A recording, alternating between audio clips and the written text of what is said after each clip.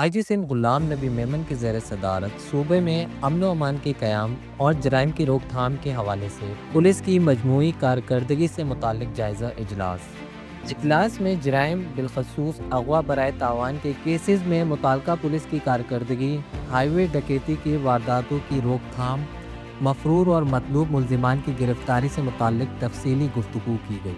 IG Sindh کی جانب سے اغوا برائے تاوان کے کیسز میں تسلی بخش کارکردگی کا مظاہرہ کرنے پر DIGs ویسٹ، سکھر اور لاڑکانہ کو شاباشی دی گئی اور ان کا کہنا تھا، میری خواہش اور عزم ہے کہ صوبے سے اغوا برائے تاوان کی شکایت کا مکمل خاتمہ ہو جائے۔ آپ لوگوں نے بڑی محنت سے اغوا برائے تاوان اور ہنی ٹریپ سے سینکڑوں شہریوں کو تحفظ دیا۔ شاہراہوں پر محفوظ سفر اور گزرگاہوں کے لیے سندھ پولیس ہائی وے پیٹرول قائم کی گئی۔ IG سندھ کا مزید کہنا تھا، احتجاج، دھرنوں اور ٹریفک جام میں ڈکیتی کی شکایت نوٹس میں آئی ہے۔ ملزمان کا ڈیٹا اور کیسز کے دستاویزات PSRMS میں لازمی درج کرائیں۔